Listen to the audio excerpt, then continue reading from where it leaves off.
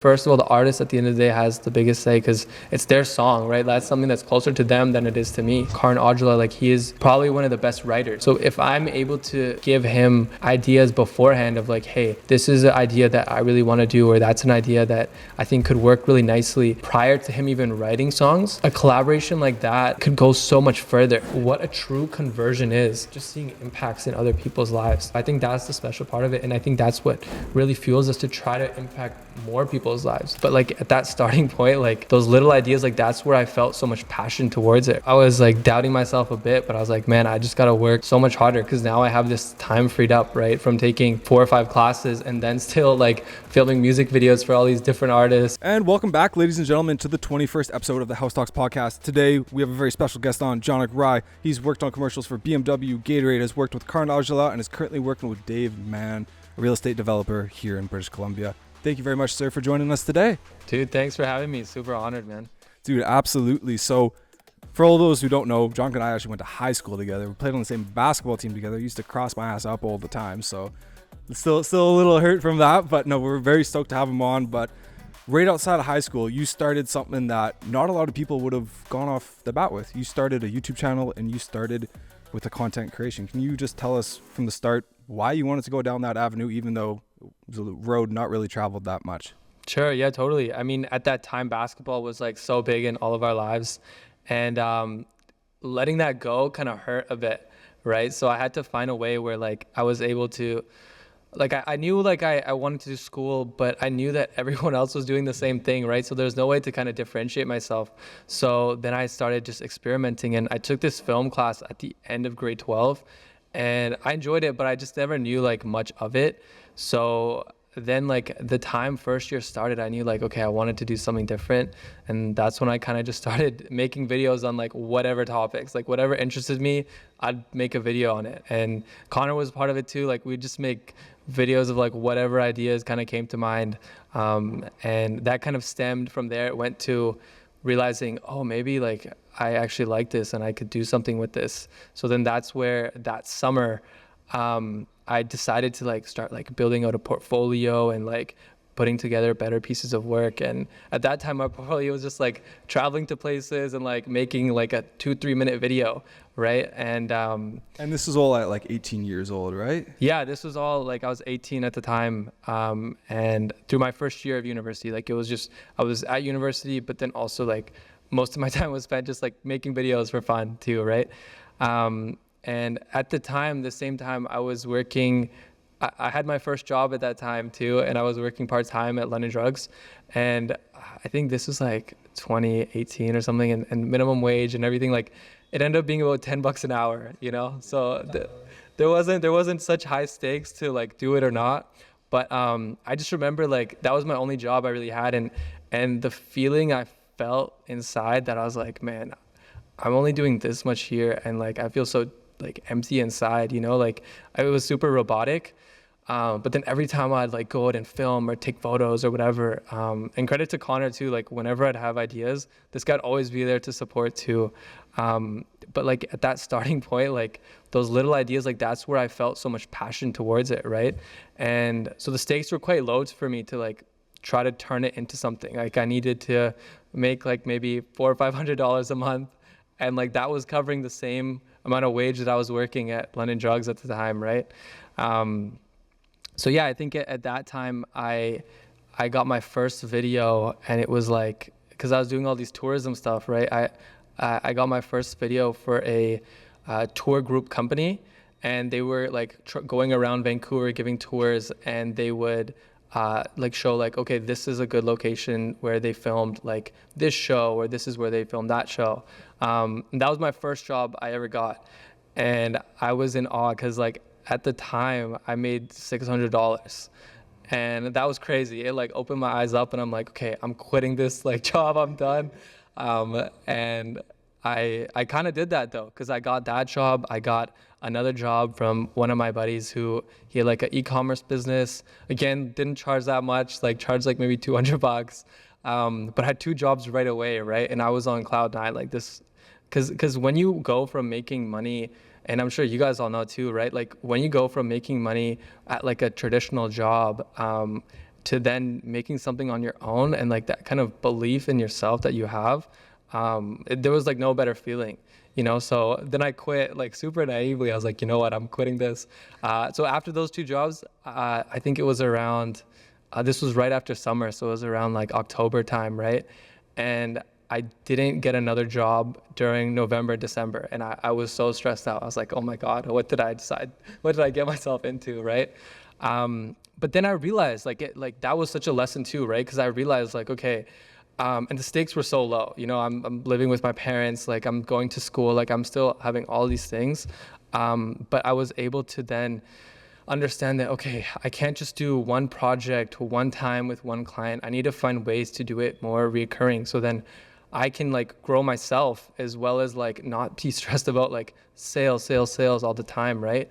So then I was able to work with more like event companies. So I do like videos for like events, clubs, that kind of thing. And it wasn't really my vibe, but like it helped me just like work consistently on a weekly basis, right? And at that time, I still like, I wasn't that great at making videos, but it definitely was like the starting point of everything, right? Is like doing it full time and kind of becoming a career. But yeah, I never planned to like really dive into it to start, but it ended up kind of taking on this life of its own. And then you guys got into, I know you used to work for a production company, Atomic. Did that come in right after this period, or was there a time in between? Yes. So what happened was, so Atomic, like it's me and another guy, we're like partners in it. But that actually only came together as we wanted a place to like put all of our work. Because like we didn't even think of turning it into like a company, but we needed to, because we couldn't just do it through our own like personal names. We needed to build a brand from it. So what had happened was, in the start of 2020, that's when COVID was a thing, and like I was still doing my thing like part-time, like freelancing, going to school, that kind of thing. But COVID came around, and I had a couple jobs lined up for like where I was able to like travel, and I was like so excited about that, because at that time I was like 19, I think, and I think I was gonna maybe break even, maybe make a little money from it, but like that's what I wanted. Like I had something lined up in Greece, Italy, like a couple places like that, and like as a kid like that was really what my goal was. Like that was my dream, is like just travel somewhere and like make videos about it, right? But then that all fell through. So then I was like, oh man, okay, what am I gonna do now? And so that's when I kind of met some more people, and I really connected with this guy whose name's Sagar. And he's a super talented filmmaker as well. He was doing a lot of stuff in the Punjabi space for like music videos and that kind of thing. And, you know, we just kind of like clicked, and, you know, he had some great work at the time too. And I learned a lot from his process of like production, and like, especially pre-production. Like normally I'd just like show up somewhere, film, and like that kind of thing, but it allowed me to like create at such a higher level. And that's kind of where Atomic really started. And we were able to kind of like work at a very, a high level in that Punjabi space since then. So that was kind of the origins of it, but yeah, it's pretty good. Backtracking a little bit, when you were like playing college ball, I mean ball during high school, did you ever have like a passion for videography or anything like that, or was it just something you just like, picked up throughout afterwards? You're like, I just want to be different. Yeah, that's great. Yeah, I think at the time my mindset was so narrow. Yeah. Like I was thinking like, oh, I want to play college. I want to like do the next thing, and like I would just train really hard at that. Like I'd work out at like 5 a.m. with this other guy that was just as crazy, and like that's what we would do, right? I thought nothing of it, but it literally came out to like me taking this film class, and we made this like horrible short film on our iPhones, but like had so much fun in that process, right? And so that's what kind of stemmed that idea, is just this class that I took that honestly I skipped a lot of the classes. Like I thought it was gonna be easy and just like a quick elective. Took it for like a joke class right away, something like that, right? Yeah, because I was like, oh, film, like it's easy. So then like when I was in that class, like there was this career person that came in, and at the time, like in my head, I remember thinking like, man, there's no way I can make a career in film. There's no way. Like I have to go through business. I have to like get a degree in something to kind of like turn that into a career, right? I genuinely still remember that to this day. I was like, there's no way it could happen. And then I think just being open to what life throws at you and not being closed-minded kind of helps so much. And at that time when I was in first year, like I was searching for something because I knew like I wanted to do something, and I would listen to all these like business podcasts and like just try to get more like information of like the world around me. And I just kind of clicked to me like, you know what, I actually enjoy this. So if I can turn it into something, like, let's do it. You know, I didn't really have any crazy expectations, but it was just kind of like fun of like the process of doing it. But yeah, that's how it all kind of started. The best things that never happen when you like have it planned, right? 100%. So it's like Yeah. kind of you just kind of like start something and then it kind of transpires, goes into something else, and you're just like, I think I got a career out of this. I think I got a business. That's usually how it goes, That's right? usually how You're it goes, yeah. You're randomly sitting there, you start having fun with it, and eventually it becomes something bigger than you can ever imagine, right? So that's honestly, you see a lot of people in their first year university, they have no idea what they're doing. So a lot of people can relate to that, right? So to do that at that young of an age and just realize that, you know what, I can't have a closed mind, that's unbelievable. Yeah, I think I got really lucky to like just I kind of clicked with something, but like at the same time, like my brother, for example, like he's in his second year now, right? And like whatever advice I give to him as well, it's like just try different things and like see what works. And maybe you won't find it for like a couple of years, you know, but just that process of trying and experimenting, like that's how you're gonna find it, you know. Did you finish university then, or did you? No. So, Okay. so then, yeah. So what happened was in the following year, I believe 2021, that's when I dropped out. And it was something that like at first I thought was like super scary, and like I wasn't, I was so nervous about, right? Because even though I'm brown too, like my parents are great, like they're really understanding, so there was no pressure on that end. Honestly, it was more just pressure I was putting on myself, because I'm like oh man, like if I drop out, like What if this doesn't these are work? exactly. Like all those thoughts that, you know, anyone that goes off and tries to do something with their life has. Totally. 100%. So I was like, I was like doubting myself a bit, but I was like, man, I just got to work so much harder, because now I have this time freed up, right, from taking like 4 or 5 classes and then still like filming music videos for all these different artists or whatever, right? So then that's the time where I filmed my first commercial.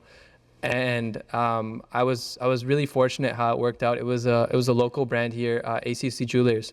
But we had like, how we pitched it is, there was this movie happening with Diljit Dosanjh and Sonam Bajwa, and so we got Sonam for the ad. So it was my first ad, and the stakes were really high because she cost a lot of money for one day. So we only had one day to film it, right? And everything was kind of reliant on this one day to go smoothly. And at the time, I think I was like 21, and there was like 40, 50 people on set that I had to manage, and like I was the director of, right? So it was such a nervous week for me. Like I couldn't, like my appetite wasn't there. Like I was super stressed out because everything was relying on this one day. And then one of our crew members who's like super important, which is the cinematographer. So that's the one who's like helps with the filming and lighting and that kind of thing.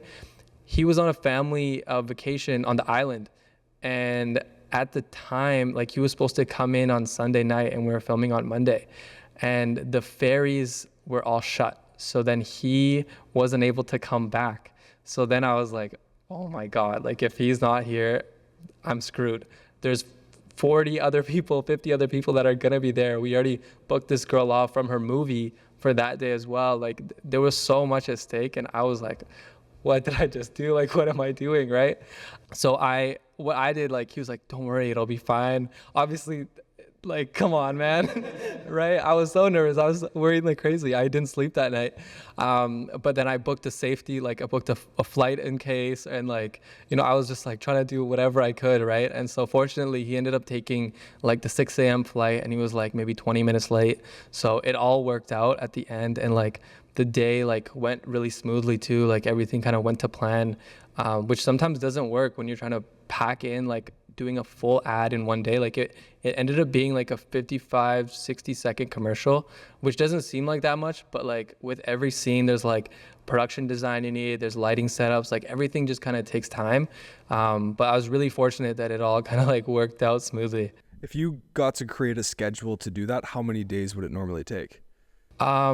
Well, that one, I was really like, it was fortunate because I had a lot of time in prep. And that was my advantage because I wasn't like, this was my first commercial, and like, I had to say, like, I wasn't the best director. Like, I'm not someone that was like inherently so talented, but I knew my advantage was my time. Like, I could put in way more time than a lot of other working directors because that's what I had. That's the only thing I did have, right, against them, because there's so much, they had like a plethora of experience over me, right? So that's what I put into prep. Like, I think the idea came in October time when I kind of like wrote the script, came up with the concept, voiceover, like all these things that I put together. And essentially with that commercial, like the concept of it, like, you know, in Indian tradition, like jewelry is something that's a part of like legacy, you know? So it's really just tying that down to like family tradition and legacy. And so that was a concept that was cool to me, but then also like, I was really fortunate that I had so much time in prep to kind of make it all come together. So for the timeline, I think October is when I came up with the idea of it all, but then we ended up filming it in March. So there was a lot of time in prep, but that was kind of my advantage at that time, because if I didn't put that prep time in, I know it would have like fell in my face and it would have been like a huge opportunity missed. But that's something that opened up so many doors, because then in this past year, I actually got a couple like awards from like Europe from it as well, like one in Berlin for like the Berlin Commercial Awards, and then another in London called the 1.4 Awards. So it was, Congratulations. yeah, Congrats on that. yeah, it was cool. It was cool to kind of see like your first piece of work and like actually have it get like validated to be something that's deemed a good commercial. Dude, that's crazy, actually. Was Yeah. that like your first time managing like 45, 50 people? Yeah, 100%. And like that year was the most stressed I've been in my entire life. Now, like, it's good. Like, I've practiced more meditation, that kind of thing to help me. But yeah, I was so stressed that year. How was the man. experience of like managing 45 people for your first time? Because I know, like, even for us at the shop, managing 4 people is rough, and there's 3 of us. Totally. Yeah, and like, again, like the good thing is I had so much clarity going into it that it worked out, and I had department heads, right? So like for the camera crew, like they had a really good department head. For the production design crew, which is like how you stage like the furniture or whatever else there, like they had a good head. So I was able to rely on other people with more experience than me in certain positions, and that was kind of my film school too. Like I never went to film school. Like I ended up dropping out of marketing school. Like that's what I was doing. And so having other people with like larger skill sets than you would and like more experience, I kind of just piggybacked off that. But then I just had a strong vision for like what I wanted to create. And that's how it ended up working out really well.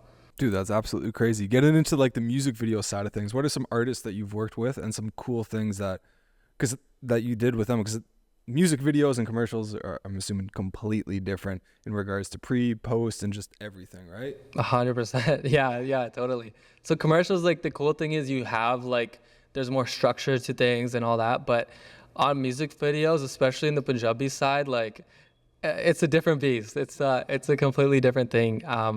So like I've worked with some artists like Karan Aujla, Diljit Dosanjh, Amrinder Gill, but it's just interesting to see like it's completely different styles of filmmaking, but also you get very unique experiences through it. So that's what kind of opened my eyes to like traveling and filming.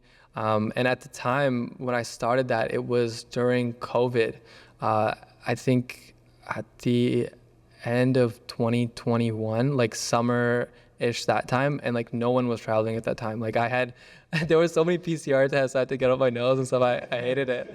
It costs way too much money too. It's like I think $200 for like a PCR test. In the States too, it was tax over there. Yeah, it was crazy. And there was times where like I would have to land somewhere and then get a PCR test. Like logistics were crazy. And I'm super fortunate I got onto certain flights. Maybe I got on flights that I shouldn't have gotten on because of certain regulations.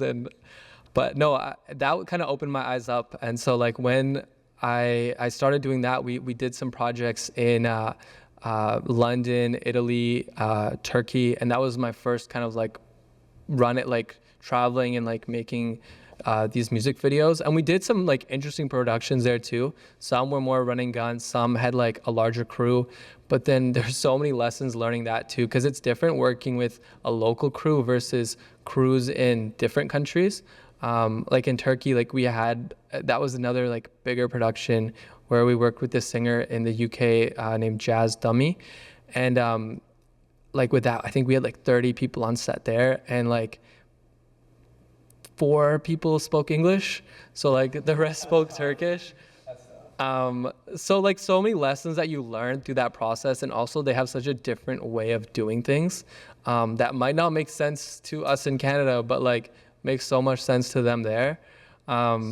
So it's just a lot of like learning and understanding different cultures at like on steroids essentially. Like it's crazy because you're really thrown into that environment, and then you have to like, it's different going to a place for tourism versus like going there for filming, because you're really like collaborating with like all these local people, and you have this budget to deal with, and like you have to find trustworthy people, and like there's a lot of challenges that went into that. But no, I was able to learn so much from that kind of experience.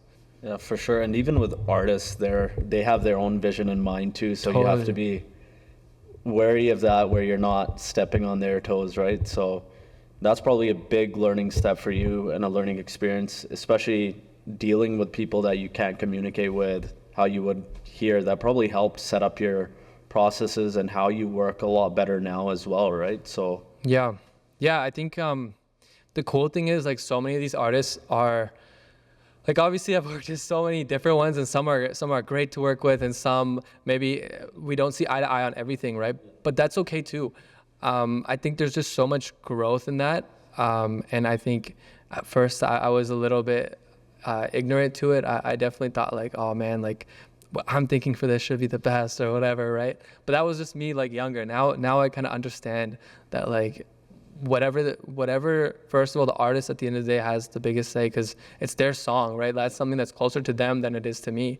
And it's up to me to really help facilitate that and enhance that. If there's ways where I can like help support that, then amazing, right? But I can also kind of advocate and communicate where my strengths would be. So like, for example, one guy in the space, Karan Aujla, like he is probably one of the best writers. So if I'm able to give him ideas beforehand of like, hey, this is an idea that I really want to do, or that's an idea that I think could work really nicely prior to him even writing songs, a collaboration like that is like could go so much further, right? Than just getting the song after and then making the visuals based on that too, right? Like it's up to him to kind of write the script, but if we can kind of work together more in prep, I think we can create something really special in that regard too. definitely can't wait to see it happen one day. Yeah. So hopefully sooner than you might think. But yeah. How has the evolution of music videos changed since you started till now? Have you noticed a big change? Yeah, totally. I mean, I'm super fortunate for like the opportunities that I've had, but I kind of like quickly rose to kind of near the top of that space in terms of even from a budget perspective too, right? And nowadays with artists, like although music videos are very important, it's also important to have a strong social media presence.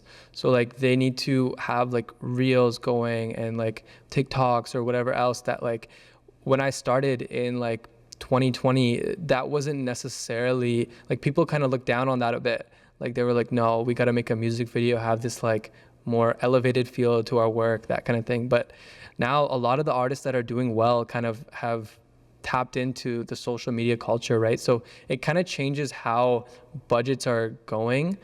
But I definitely think that there's still room for like to create bigger projects on the music video side.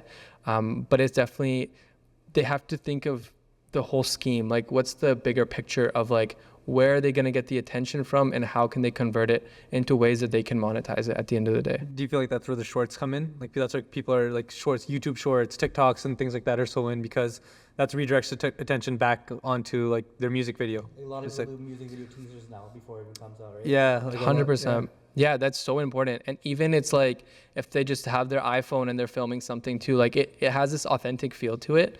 But it's so important for artists to like do that more and more now. And the ones that I've seen that have had so much success have really embraced that now, because that's what like everyone's consuming that more so, right? So I think it's a great way to engage. Definitely. I feel like for us too, like when we put out, like it almost feels guilty nowadays to just post a picture and write a caption. You know what I mean? I feel like when we do that, like for us, it's like, I feel like we just didn't do enough. We just took a lazy route. You know what I mean? Because I just feel like everyone wants the shorts. Everyone just wants the reels, because if you're looking at it, like if you're looking at the stats of it, like the reels do way better. Like they do like 10 times better. But even for yourself, like how often do you really just stare at a picture and read, right? Yeah, you don't. You want to talk. You want the experience. You want to feel like you know the guy. Yeah, Totally. definitely, and it helps you create a following too. Then people can get a better feel of who you are, what you represent, your identity, and yeah, no, definitely, that's interesting how that kind of carries over to the business world and entertainment and things like that. Well, I guess they're all kind of one anyway, right? You're all running a business at the end of the day, right? Whether it's a creative business or you're sitting down at a desk, it's all the same principles, but you're just doing it with your own craft. So it's all going to tie in at the end of the day. But to see it mesh so seamlessly for every business is kind of where it's eye-opening now, where when we were growing up, social media was non-existent. It was like Facebook Messenger. Yeah, MSN. Oh yeah, BBM. whatever got posted on YouTube and even Facebook, when Facebook started putting videos out, right?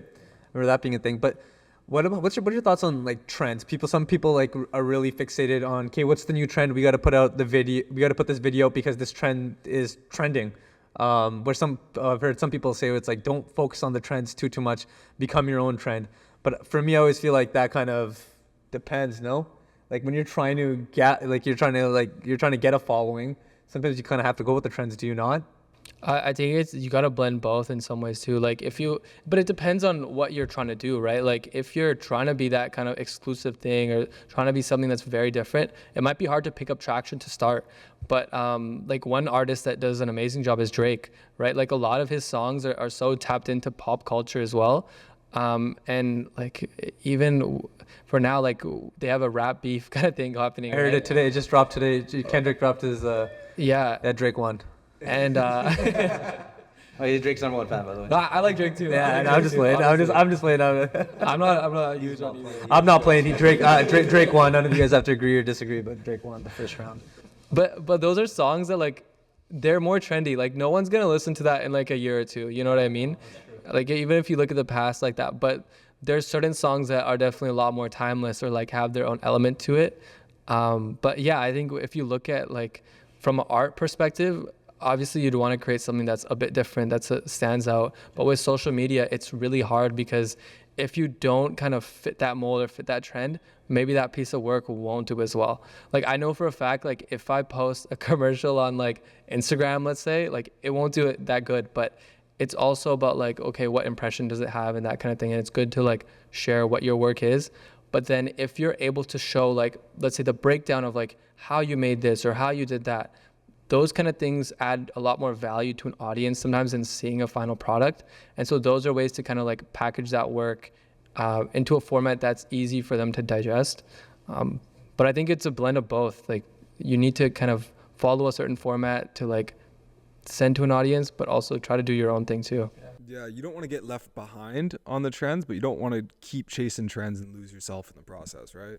Yeah, like I wouldn't see, I mean, I don't know, but I wouldn't see us doing like TikTok dances. Or Yeah, something. no, definitely not. I think that's where we draw the line. Yeah. Karan might. I mean, at the DLG class, I think you did a couple of TikTok dances. That's supposed to do it. But hey, in my defense is these two yelling at me, do it! Like, I don't want to. No, do it right now! It's like, fine.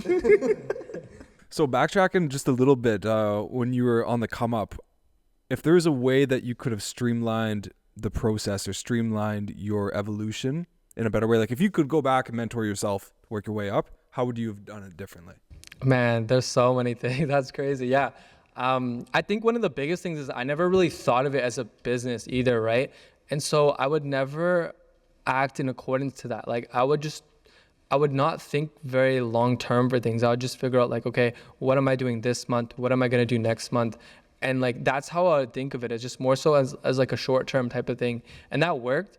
But also I think it'd be important for me to like take a moment, take a step back, and think about the greater vision of whatever I want to accomplish. So I think when I was starting, if I was able to kind of give myself that advice to just keep learning, but be open to like, what do you want down the line, and never be closed off to necessarily like, okay, I want specifically to do like music videos, or I specifically want to do like commercials, like being open to that vision, but then having some sort of like greater purpose that you're trying to achieve. I think that's something that's so important, but at the same time, sometimes you won't realize it at the time, right? Like, And it's a learning process, right? I mean, you don't know how to do it better unless you make some mistakes along the way. Especially when you're someone who grew up playing sports, it's always okay, focus on the next game, don't get ahead of yourself. Totally. So you're so tunnel vision that it translates to work, but as you get older, you'll start to take that step back, and your approach changes to everything you do in life, right? So it's a lot easier said than done. Like, I would go back and do this, but 20-year-old you would be like, yeah, I don't really care, man. I'm just gonna do it this way anyways. yeah, exactly. That's the crazy thing too, is I remember even at the time, like I recently went to England, just like I had I finished filming, we did a music video for Amrinder Gill, and we filmed in Italy, like we filmed in Lake Como, Tuscany, that kind of thing. And then then we went to like Monaco and like Nice, just to like finish up a couple shots. We didn't necessarily need to go there, but like we just kind of went there. But then after, I just took a week off and I went to England. I have some relatives there, kind of just caught up with them. And it was this crazy moment, because I remember myself 4 years ago going to that same spot being like, man, I want to turn this video thing into a career. I want to like be able to travel like and go to these places and make money doing it and like turn it into something, right? And so even like talking to my like relatives at that time, because they remember hearing that from me at that time, right? So the fact that it was able to like turn into something 4 years later was like such a crazy moment. So I think even though if I would give myself advice, at the same time, I would just be like, you know what, at the end of the day, like always be open to learning and like just kind of be a student, because it's all gonna like work out at the end, you know? So don't be too stressed out about like making money on this job or doing this or doing, like, focus on growth and like keep going, because at the end of the day, it's gonna work out, you know? Absolutely. That's a thing we hear from a lot of our guests, is just continuously be a student, continuously learning. Even if you're 40, 50, 60 years old, you've been doing your business for 30 years, like you're still learning on a day-to-day basis. And yeah, yet again, to have the humility to be like, I might not be doing it as well as I could be, is like very powerful to have. And is there anything you've done, like getting into this year, we're getting to the halfway point through 2024, that you've realized that you're like, okay, I'm doing this better than I was doing this last year or in the winter or whatever it was? Sure. Yeah. I mean, even now, I would say like I'm still learning so much. Like there's still so much better things I could be doing. For example, tax season came up, and I know I have to be way better at that moving forward. The finance side, because you're just so focused on your craft. Yeah. I know what you mean, man. But I think one of the biggest things is just kind of understanding, like from a creative standpoint, like I've gotten so much better at just analyzing work, getting better at like producing work that fits that client better, those kind of things, instead of having my own biases into it. Because I think before, like, it was very much like I wanted to make this and I wanted to make that, but then understanding there's certain projects where you can facilitate that vision, and it's important to have that vision, but also kind of understanding what the right fit for that type of client is, right? And so that's what helped me from like a business side of things, where I would kind of, it sucks to say, but at times you have to kind of let that art go to some extent, because you do have to kind of make money at the end of the day too. But at the same time, one thing that's been super exciting is I've been able to work with Dave Mon, who's like a local developer here too, and be like kind of the creative head of his operation now. The cool thing about that is when you're working with someone so closely for a longer period of time, you have the opportunity to build something that's like super special, you know? And these guys have been putting out content for maybe like 6 to 8 months right now, but they've already made such an impact and they've shown so much potential, but there's like so much room to take it, and they have a great vision for it too. So I think that's something that like finding that balance for myself too, where like there's projects that I have to do to like kind of make money, but then also I'm able to like still work with someone and build something so much further. I think that's amazing. Building something that transcends you at the end of the day, right? It's not Totally about you, but it's something that's going to last forever and leave a lasting impact on everyone that listens to it or watches it, right? Yeah, and like I've just started recently, and like I'm learning so much from those guys. But like, man, like there's so much we want to do. Like I want to make like a documentary about that stuff too, and like go like film at like a crazy location, like that's spiritual as well, like Machu Picchu or Himalayas, or I don't know, something like that. But a lot of prep to get to that point for sure, because I would definitely want it to hit the mark. But yeah, man, super excited for like all that kind of stuff, and just learning from different people, you know. Like, what's that like coming in? Like, of course, you said that he was already doing so well on it. Now you're coming into providing more value.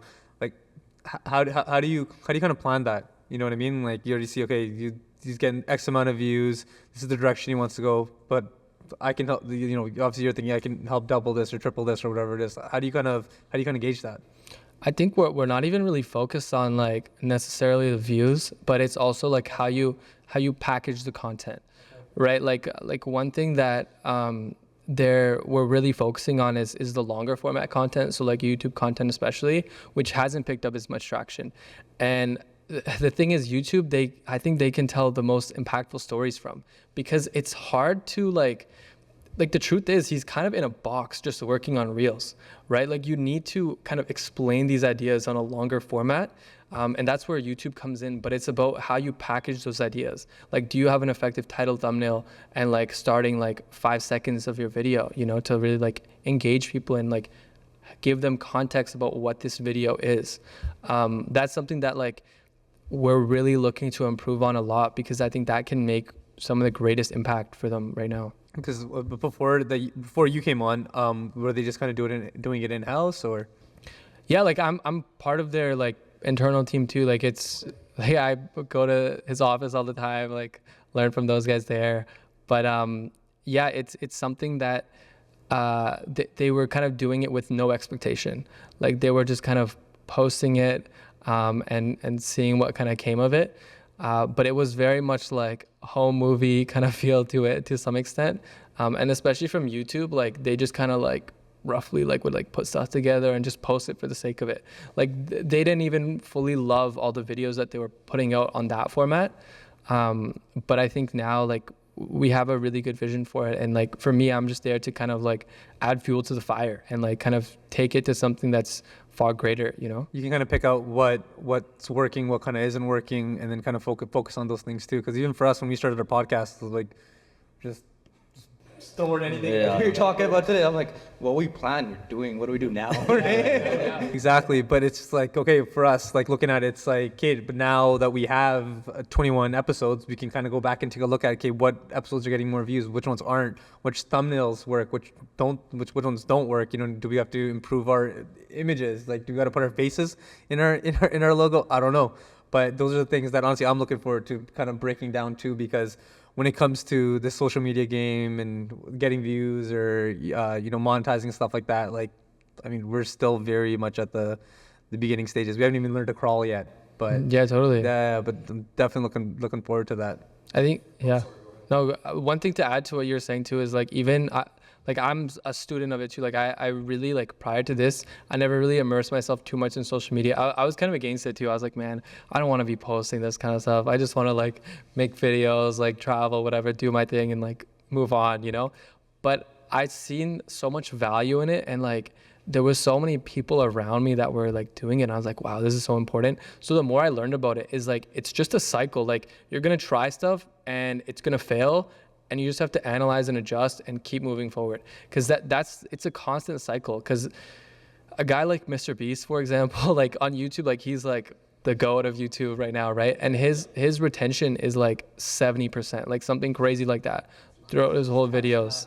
Yeah, and like that's one of the biggest things. Like there was this book, it's called like the YouTube Formula, and that was one of the biggest things that they were saying too, is just the cycle of like trying, failing, and like really analyzing from where did people dip off here, why did people dip off there, and then kind of figuring out like what those are, implement that for your next video. And then, okay, that's going to mess up on that video. How do you fix that? Implement it to the next video. So it's like a constant process, right? Like even for like Dave's stuff, for example, like there's going to be videos that flop, you know, but it's about like trying it and adjusting it and seeing how it can move forward. And as long as it's in alignment for what their vision is, then it's great to do that, you know? Yeah, and for a guy like Dave, he doesn't care whether it fails or succeeds. He's just trying to touch as many hearts as he possibly can and like try and open up the spirituality you have within yourself, right? So it's probably a completely different experience working with him, whereas if you were working with like the three of us, it's a completely different impact that we're trying to have. Has that affected how you work personally as well, or do you still do the same thing that you always do, or how did that work? Well, the thing is, Dave will say he's never chasing views or anything like that, and he's not. But I'm there to still add fuel to the fire. So sometimes like we're gonna have to package things in a certain way, or we're gonna have to do that. But like that's what I'm there to like help do. You know what I mean? So I don't think it's like, for me, like I care just as much, right? And it's something it's so important to me because I've kind of known them now and worked so closely with them for just over a month now. And I've already seen an impact in my life from spirituality. Like it came to a point where now I started meditating regularly. I'm learning so much from like him from a business perspective, but also, and more importantly, like a spiritual perspective. And there's certain things that like in my life too, that like I used to, like if I lose out on a job here, lose out on a job there, like I would take it very like, it would linger in my head a lot more, you know, but now truly like I'm at such a like at peace point, you know? So I don't think it really changes how we package Dave's content. Like we still want it to perform amazing, right? Because then that helps us impact the lives of more people, right? And the key to Dave's content and like what makes it very special is like, he's not trying to sell you on anything, right? And that's the beauty of it. There's so many like online like entrepreneurs or all these kind of things that like they're trying to get you for this course or that course, but the sale actually happens within yourself, right? And I think that's the beauty of it, is like what a true conversion is for that is like just seeing impacts in other people's lives, you know? So I think that's the special part of it. And I think that's what really fuels us to try to impact more people's lives. You know, it comes from like a good place, you know? Yeah. One of the things that you and I discussed a little earlier was that he's not a polarizing person. You see a lot of people on social media, they almost want to be polarizing to gain, because like hate is still attention on social media and likeness is still attention on social media. So it's still attention based, but having someone who's, as you said, the main goal is to provide value. I'm not trying to be this figure that you might hate or like. This is me. I want to be a positive role model.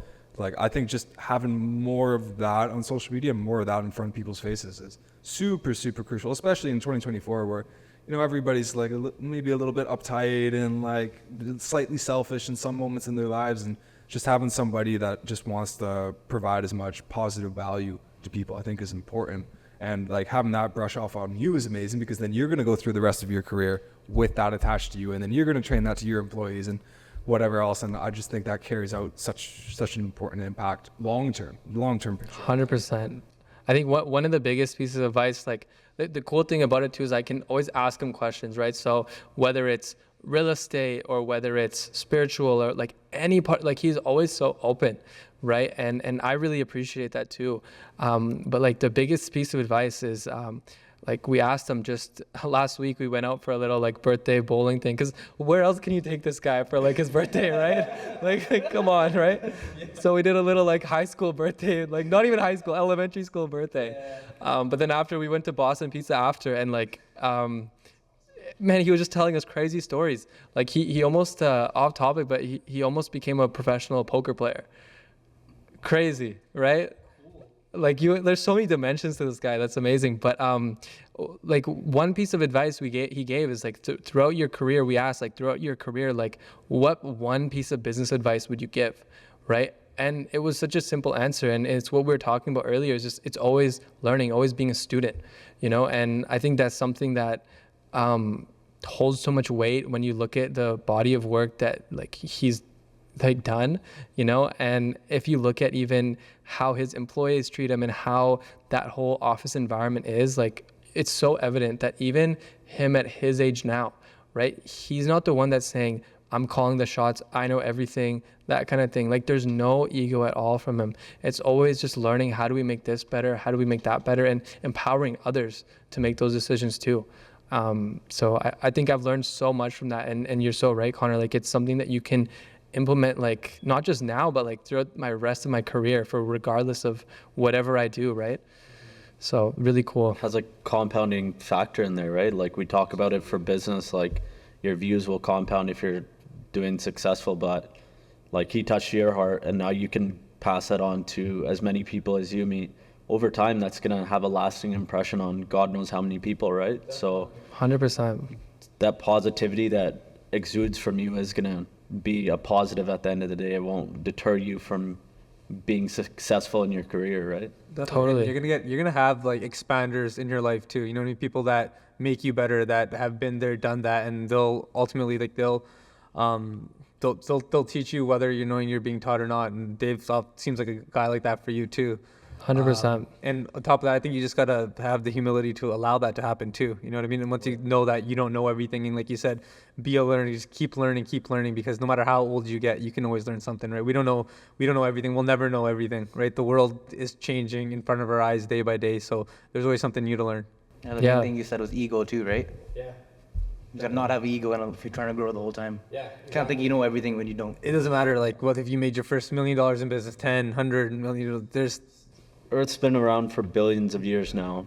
We still don't know everything about Earth. So, like... Totally. Yeah. And we live here. We've been here for hundreds and thousands of years, and where are we now? There's still so much to learn. See a new bug every summer, like, what the fuck is this? Like, 8 arms, bro, what? But yeah, it just goes to show you that you can always learn, and you're never too big of a person to learn, especially when you see someone as successful as him doing the same, being a student of the game, a student of life at the end of the day, right? Yeah. And he's at a point where, like, man, it's me and this other guy named Suckman, and we both like just ask him a bunch of questions like all the time, and like, It'd be hard not to. and like, yeah, he's never not answered a question, you know what I mean? He's always open to like teaching, and super grateful for that opportunity, you know? Yeah, it gives some like reassurance that even, you know, he's a little further along the journey than all of us, and he still has that positive perspective. And I think a lot of young men especially might feel like they got to be a bulldog, like they got to be that hard guy, they got to get in there, they got to throw fists, and they got to go ham. You got to be Andrew Tate, right? Got to be Andrew Tate, right? Like, that's You what gotta smoke a cigar. You gotta be bald and smoke a cigar. Yeah, that's what else there. Halfway We there. gotta grab him a cigar. Halfway there. No, honestly, I just feel like if you're authentic, like, you know, if you're a beast, and that you need to be a beast right now, and you need to, you know, have a little bit of that in you, like, then okay, then do it. If it gets you going, then do it, right? And if you're more of a spiritual person, and you know, you're a little quieter, and that's not you, like, people will read that right away too. 100%. Even the guys who are the dogs and they say, I have the dog in me, they still have a side to them that no one knows. Like, I don't know where I heard it, but someone was saying it. They're like, every man lives 2 lives, and the second one starts when the first one ends. And it's like, you have these 2 guys in you that are quarreling at all times, but at the end of the day, it's always just that one life. You're just trying to figure it out along the way and trying to become that person that you're truly meant to be, right? Whichever path you take, whether it's Andrew Tate or Dave Mann on this side, like, they're both polar opposites, but they're both going in the right direction that's meant for them, right? Yeah, and that's why they have gained such a following too, right? Because people, like, they know they're not BSing, like. That's them. I think I butchered the quote too. Whatever. I know what quote you're I talking think it was, every man has 2 lives. The second one. The second one begins when he realizes he only has one. There we go. Boom. There we go.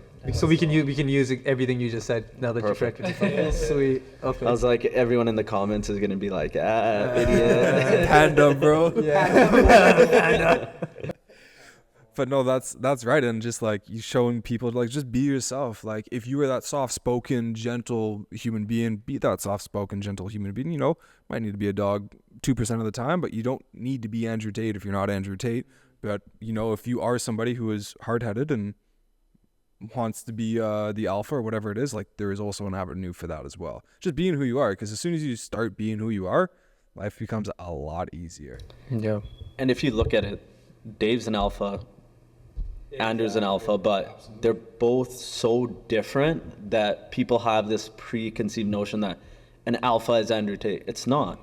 When you stand with Dave, I've met him a few times because of my dad, he's friends with him. So it's like, you stand next to him and this guy exudes this confidence and this just energy that you want to match yourself by just being a truly wholesome person. Whereas Totally. Andrew Tate, it's like, okay, I gotta be macho, I gotta have this bravado within me just to feel like that, right? So you can get the same feeling from two different avenues. It's I think never one. Dave does such a good job too, where like with even from a spirituality standpoint, right? A lot of times when you look at these like very popular like spiritual figures, like there's one guy who's like he's super successful, Sadhguru, Yeah. right? And for him, he encompasses like when you look at him, like personally, I wouldn't see myself being like him at this point in my life, right? Whereas Dave, if you look at him, like it's more an everyday person, right? Like he runs a like very successful business, but then also balances that with spirituality, and he's able to find harmony in that, and something that typically like it clashes, you know. And I think that's the cool thing about him, and even why I saw so much potential in what their content is and what their messaging is because that's the life that he's living and like what he's doing. So I think that's just a really special spot that he's in as well. Definitely, because the thing is, it's like when you are that type of person, let's just say if you're a very happy person, very spiritual person, the chances of you being that 100% all the time is you're not like that all the time. You know what I mean? Like the happiest person can have a moment where they're mad, and if one person sees them being mad, but they're happy 90% of the time, they might perceive them as being this mad, pissed off person. But what I mean to say is that when it comes to, you know, being the person that you're trying to become, like we're talking about Dave being very spiritual, that takes practice. You know what I mean? Even on the other side, we're bringing up Andrew being like this alpha and just being very hard, you know, hard-nosed and very, very gritty. Like that takes practice. Like, but there are times when maybe they might not be like that, right? Like maybe when they're vulnerable around their family or whatever it is. But what I admire most is just that consistency, though. You know what I mean? Like them continuously trying to be that and showcase that, which ultimately inspires their viewers or their loved ones or whatever it may be. Yeah, I mean, for Dave, like even when I started, like I came from the outside in, right? And like to be honest, like he truly lives it. Like it's no like magic formula for like his content that he does or like conclusions that he's coming with. It's just that's the life that he lives. He's being so authentic to himself, you know.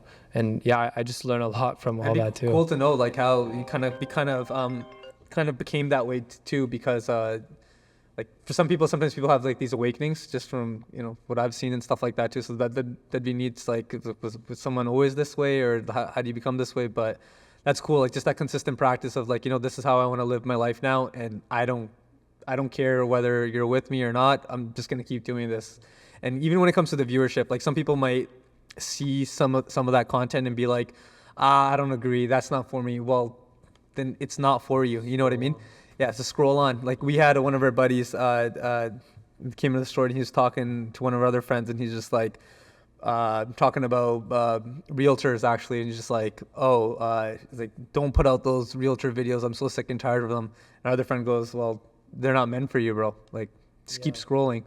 And he goes, yeah, but I just don't like it. And I chimed in. I was like, he's right, man. He's just like, then it's not meant for you, right? Maybe there's another video, like a hockey video or something that you're into, but someone that like doesn't like hockey, likes football, they're gonna keep scrolling too, right? So you just got to keep pumping it out, and then the audience that you're trying to attract, you will attract at some point in the masses, like compounding, like Arvin was talking about. 100%. Even one thing that's cool about that, like, cause I'm helping a lot on just kind of like the creative side, but also helping with distribution. And one thing that like they haven't done, like they've mainly just been producing videos in English, right? But I think you can, like this message transcends language too, right? So you can doing it in Hindi, Spanish, French, like all these different languages, and it hits such a different audience too, right? And it's something that's so easy to do now with like AI software and that kind of thing, but it's such a great strategy to kind of like help put such a pure message on like such a larger scale, you know? Well, you look at Mr. Beast, like he does that. He has the Spanish channel, he has the Brazilian channel. I think he has one in Asia, probably one in India as well. And he's generating like all those channels combined are probably generating more views than just the main channel in English, I would assume. And then just opening up to, it might sound weird, but I think of people like Snoop Dogg. I just listened to an interview on him on why he invested in Skechers. And he's like, well, yeah, people in North America might not wear Skechers, but you go outside of North America and the only thing people wear are Skechers. And he's like, I'm a global brand. I'm a global person. I got to think about investing globally. And so thinking for Dave, like, I think that's spot on, going, yeah, it's great to have this message in English in North America, maybe parts of Europe, but, you know, that might only be 10% of the population. 100%.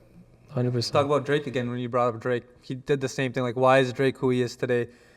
People not a lot of people know that maybe they just started listening to his music recently, his recent diss track or whatever it is. But like even in the past, like before he was like, yeah, definitely the number one. This guy was touring in the UK. Like he put out the electronic music. You know what I mean? And people are like, well, why are you doing that? It's because even his lyrics is because I'm worldwide, right? And that's what you got to do. Whereas some people are just so focused on their niche, which is great. That's what got them there. But once you realize that, okay, I have viewership in freaking Spain, I have viewership in Finland, you know what it means, then you go out there and you attract them. It's like us, that one episode we had viewership from like Brazil. Yeah, because like of Bo. one of our videos just went off in Brazil. Wow. Our buddy Bo, so he's a pretty big punk rock artist, Right. and I guess they're big in Brazil. So that week when we put it out, like we had thousands of people listening and tuning in from Brazil. And I was We just looked at each other like, wait, what? Do you have a cousin out there, bro? yeah. They like pulled the long form down and like dubbed it in subtitles in Portuguese, right? Oh, and it was nice. just like, we were like, this was like maybe our third or fourth video. Maybe we had like 300 followers. We were just like, what the heck is going on here, man? No, that's amazing. Yeah, you got to be open to whatever comes, you know? Definitely, you got to pay attention. Like you got, like you're saying, like Yeah. how you're coming in and you're looking at the analytics and things like that. You got to pay attention to those things because you never know. It's like, okay, well, should we just shift gears and just start doing stuff in Portuguese? Or what? I don't know. No, speaking of shifting gears, though, I do have a question for you. In terms of, I know you're still fairly young, and you're still up and coming. You're still making your way up the ladder, so to speak. Was there ever a point while you were starting, or in the last 2 to 3 years, where you're like, you know what? I don't think this is for me. I'm gonna step away and just do something completely else, or someone in your family, friends, or in your circle that said, you know what? I don't think this is a good idea, where you're like, just... Yeah, no, that's a great question. I think that's something like anyone pursuing anything, like those always happen, man. Fortunately, like in my core family, like everyone is so supportive. Like my parents, my brother, like we cultivated such a positive environment for growth always, you know?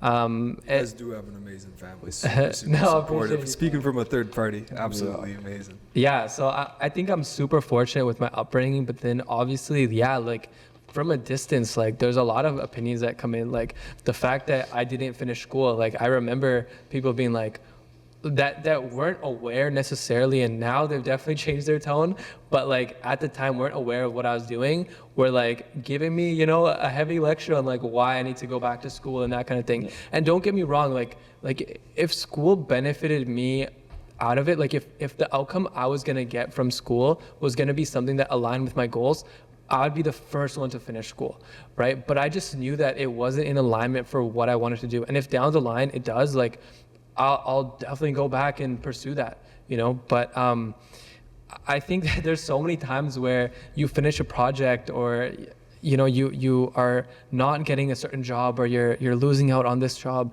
and you feel like, oh man, like I just should just do something more safe, or do something that I'm more comfortable in doing, and that kind of thing, right? And when you look at people around you, because you're like, oh, that guy's doing this or that guy's doing that, and you kind of, especially with social media now too, everything's like thrown in your face, you know, the best of what this person's doing, the best of what that person's doing, and then you kind of compare yourself to that, right?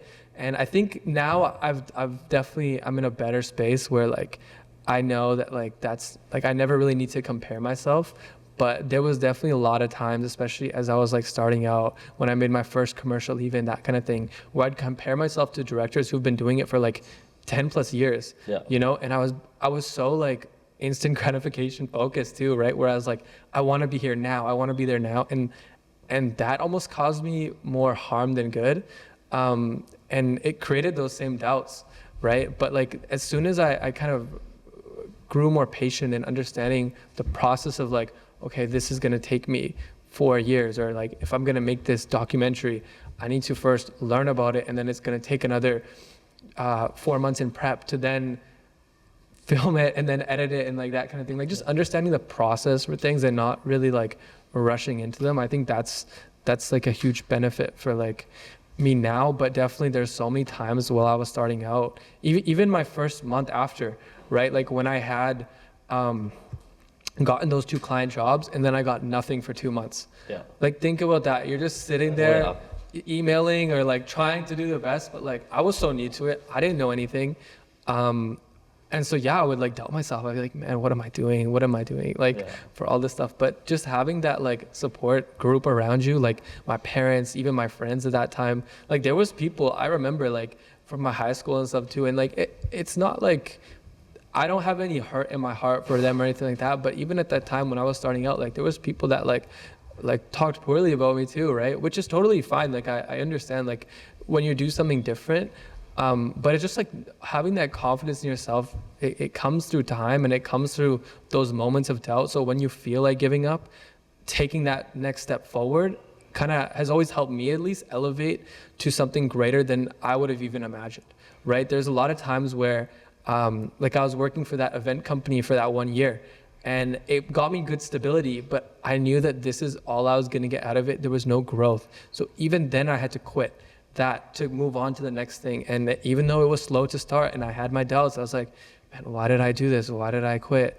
I was able to then move on to the next thing, and it led to so much more, which was like the music videos and then traveling for it, and all those kind of things that me, when I started, like wouldn't have even fathomed I could have done, right?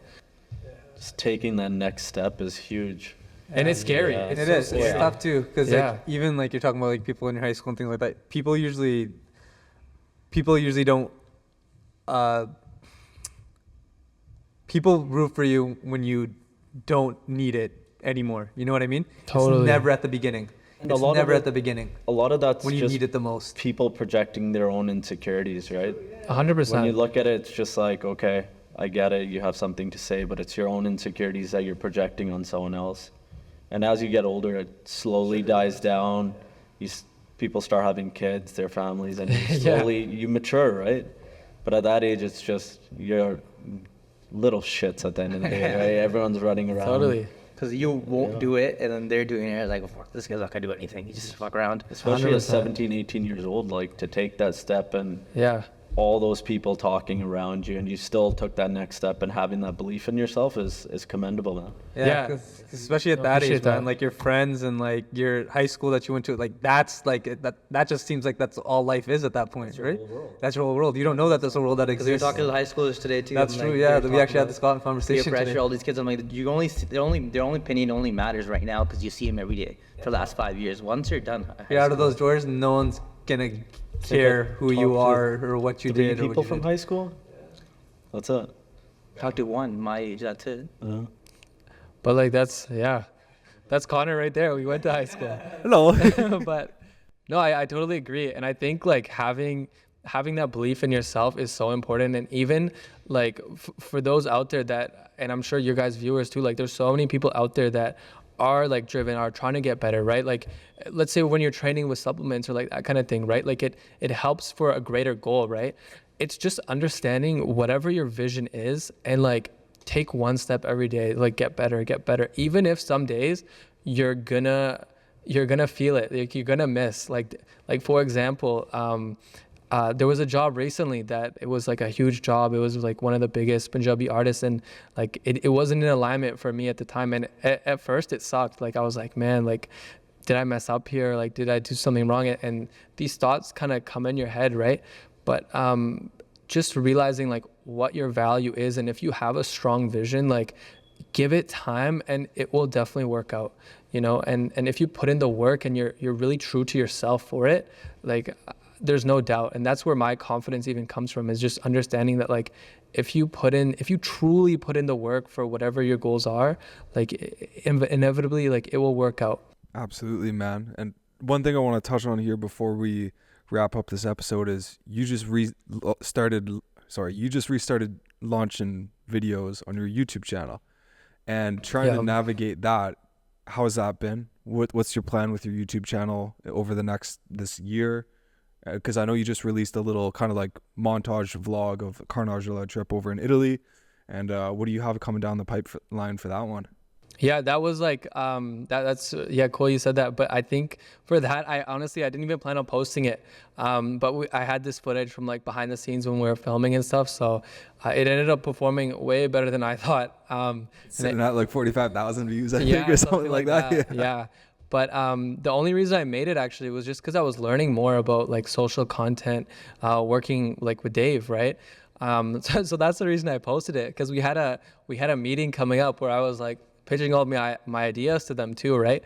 And I was like, man, I have no proof of concept. Like I knew that it was gonna work based on my research, but then like I couldn't say that I've officially done it. So then I was like, okay, I need to make this video, right? So then I stayed up till like 4 a.m. or whatever.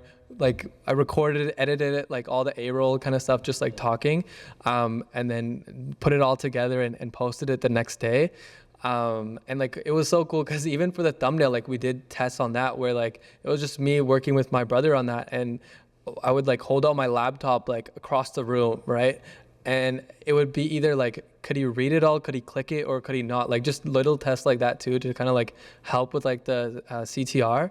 And like the reason it did well too was because the click-through rate was like to start, it was super high, like abnormally high, like around like 30% or something. Yeah, but that's because Karan has so much goodwill online too, right? Like so many people want to click on that. If it was just like me going to Italy, like no one would want to watch it necessarily, right? So it's like understanding where the audience is too, right? But yeah, I think for kind of moving forward with that too, like I definitely, with a lot of behind the scenes of like projects and that kind of thing, I'm gonna dive so much deeper into that, as well as just kind of like helping educate like younger creatives, and just kind of navigating that kind of world. Because really like it's the same as kind of the questions you guys were asking earlier, is like, what advice would you give yourself 4 years down the line, or like how could you help yourself from that kid starting out, right? And I feel like there's so many aspects of that, so many ways to answer that, right? So that's kind of what this channel will kind of be about. And again, like I'm just starting now, so there's so many possibilities for like what it's gonna be, but I think it's gonna just capture like whatever I'm kind of working on, and kind of dive into like giving help to the people that are like a lot younger or like at a different stage in their careers, you know? Mm-hmm. And that's the YouTube channel's Janik Rai, right? Yeah, it's self-titled for now. Absolutely fantastic, man. All the stuff you're saying right now, obviously our target audience isn't social media influencers or creative directors, but that's a hard industry to get into, or even for your parents or family to back up. So seeing that experience that you've had, it'll maybe a parent's watching this and their kid has that same dream. It'll open up people's eyes that, you know what, it's possible. You put your head down, you work at it, it's possible. So absolutely. And branching out on your own and doing, traveling that road that's not traveled very much at all, especially when, you didn't go to film school. Yeah. You're just kind of next meal on to the next meal, and then look where it is today. And I think it's absolutely amazing. And dude, it's been so cool for me because I've gotten to see it from like 2017, 2018 until now, and it's been absolutely amazing. Yeah. But before Connor finishes, if you have any bloopers of Connor from back in the day, send them our way. Please send them our way. Send them our way. No, one of the first videos we did was like this kind of like cinematic workout video for Connor. So I don't know if I still have the footage or not. It's still online. But that we're gonna have to take a look at that, Connor. Yeah. Well, I guess I have a question too. So you know how you so music videos you've done, and then you did a lot of commercials of Powerade you've done, BMW as well you've done, right? Yeah. So how's the experience from like a music video to like ads for these companies? So ads is very like you can have a strong vision for things, but also it really has to align with like whatever the brand is, right? And like even me right now, like I'm independent, like I'm not like as a director signed to an agency. So that's kind of tough too, because most times the agency, it's like a middleman that helps you with that sale. And what you do is you send a treatment off to them. But instead, what I have to do right now, because I'm a lot earlier in my career for ads still, right? Like I think I need to get a couple more projects under my belt, and then I'll be able to kind of like get signed to like an agency, hopefully in the States eventually too. But we have to go directly to the brand, right? So we have to first of all have a budget that like works really well for them, that is almost like a no-brainer. But then also come at it with like a creative pitch that you think is gonna work for them, and then maybe they just kind of like tweak it a bit, but they don't want to. In that kind of position, they don't want to necessarily be doing so much work. Like they want it to be cheap enough where like if it doesn't work out, it doesn't matter, but then also have a strong vision for like whatever you're pitching, because they don't want to work creatively on it either. Like they just kind of want you to like handle it, make sure it hits that mark, and they have certain like brand guidelines, but that's essentially like how that is. Whereas music videos is like, it's a lot more like, you're talking to the artist, you're understanding where their head is at, where their vision is, and there at times is more freedom to it, but it sometimes can be a little bit challenging too, because sometimes you want to do more than maybe like the budget pertains or like what that project is. So there's always limitations, but it's like you're just trying to make the best with whatever you have. So do you want to, like, obviously you said you want to get signed to agency. Do you want to like target more ads down the road, or you want to stick to music videos, or just whatever you get? I think definitely ads would be incredible. I think diving into longer form content too is something that like you can make such a great impact with. So hopefully like, and it's hard to put a timeline on it, but maybe it's like 10 years, maybe it's 15 years. I'm not sure. But like to make like a film that is like out on Cineplex or whatever else, like, you know, that's kind of like a longer term goal. But yeah, I think in the short term, definitely like diving into ads. If there's some cool music videos to like be a part of and I can like have a strong vision for, that's definitely like something that I'd always want to do. But yeah, I think ads definitely like in the next like year or so, like I'm gonna keep kind of like diving deeper into. Just answer my next question. What are you gonna do next? I got two questions Cool. that kind of tie together. What would be one brand that is like the top of the list for you that you want to work for? The supplement house. Maybe. No, I don't know. Like I'm really interested in space. So like if there was something like SpaceX or like NASA or something like that, I don't know. I just feel like that would be so cool. Even for like a music video concept, like I'm trying to like pitch something like that too. Like the Blue Origin, like going to space for yeah, a like video? imagine like having like a camera rigged on the side there. So I don't know. It's like space in general is just really fascinating to me, and like even different like sci-fi movies like Interstellar, like that's a cool one. Even Dune, like that one came out recently, and I like just watched part 2 last night. I'm still wanting to watch part 2. I watched it last week. It was yeah, pretty you guys good, you yeah. should watch it, bro. It's really sick. But like sci-fi in general, like space, like I'm just so interested in that. So that's something that like it's just, I don't think it would ever happen, but if it does, amazing. But realistically, like I think if there's brands, like for me, like as long as it's in alignment of like my beliefs and like what I would want to do, like I'm down for whatever. I just want to tell like impactful stories, you know? So that's like, I would never really limit myself to like this specific brand or that specific brand. It's more so empowering like whatever stories we can tell, and brands that align with that, you know? Absolutely. And then my other follow-up was, what kind of movie would you want to do? And is it sci-fi? Like if you had I could, all the yeah. freedom, like you had a crazy budget, like all the green screens, everything, would you do the sci-fi? Sure. Yeah, if I could, definitely. I think right now what I'm focused on is like, okay, how do you make something that's like, it can actually make money back for a studio? Because for your first film, like you have such a tight leash, right? Like if you get a good budget for it and it flops, like good luck trying to get funding for another film, right? So like my first film would definitely be something maybe more in like the thriller genre where you can keep it more contained. But if like I was able to get whatever, like 100%, like those kind of films are amazing. Even like a film like James Bond, like those kind of things are so like cool too. So yeah, so many stories down the line. Hopefully it gets to that point too. Yeah. Hopefully a second part to Interstellar. Yeah, that'd be crazy. Or like another. So what's interesting for Interstellar, that is Have you guys seen 2001: A Space Odyssey? No. No. So that's another director who goes by the name of Stanley Kubrick. And so that is the guy who in that film inspired Christopher Nolan to make that film. And so that was kind of like a response to the film that came before it in the 1960s. So then hopefully maybe in 20 years from now, we have a response to Interstellar. You can have on a that response to Interstellar. one. That Yes, would be sir. crazy. Yeah. So who inspires you? I think like from a director standpoint, Christopher Nolan for sure. He made Oppenheimer recently too, but even just the fact that like he filmed corporate videos and then he made a film that made it to like Toronto Film Festival and it did really well What there. film was that? It's called The Following. It's done on like 16 mil and it's like I think it's like maybe like 70 minutes long. Like it's not super long, and he just shot it on the weekends with his friends in London. But like that kind of story of like how he started from such a independent and like humble beginning. Like he didn't go to film school necessarily either. He went to school in London. I think it's called University College London, something like that. And he was studying writing. And then they just made a film department, like him, his wife now, and like a couple other buddies. Like they just kind of came together then, made a film. It did amazing. And then he got funding for his first project. And then that kind of led on to like the career he has now. So yeah, super, super exciting. And like, I don't know, I look up to that guy a lot.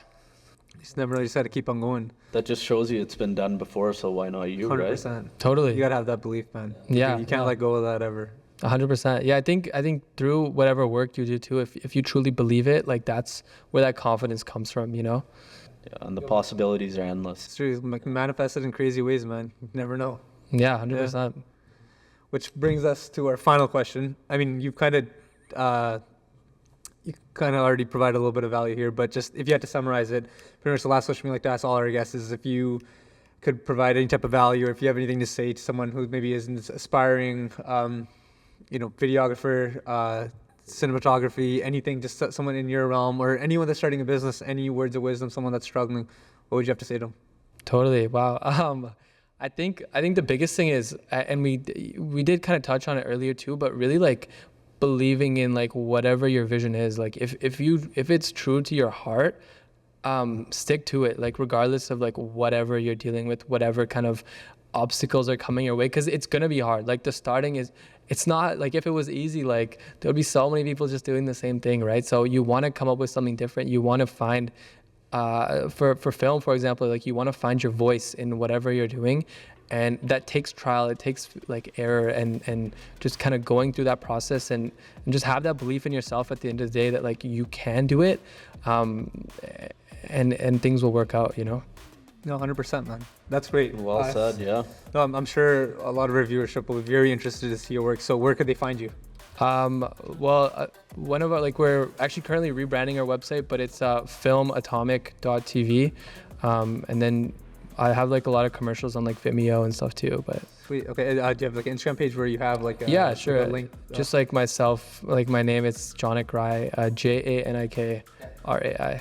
No, that's dope. No, there you have it, guys. I was creeping the Instagram page. Yeah, too. well, I It's was creeping it too unreal. before. Yeah, no, guys, you guys got to check it out. If you guys want to see some cool content, some cool videos, guys, you guys got to check this out. Janik is really, really talented, and she's in her backyard. Like we said, one of the reasons why we started this podcast was to just showcase the talent that we have here in British Columbia, here in Canada, and Janik is definitely fits that. So thank you for coming on, man. We really appreciate it. No, it's an honor, bro. Appreciate you guys, man. Yeah, definitely, guys. So please check out Janik, guys. If you like this episode, please subscribe and share this. Share this with someone that's just getting their career going. I'm sure that they could get a lot of value out of this. And until next time, guys, be good.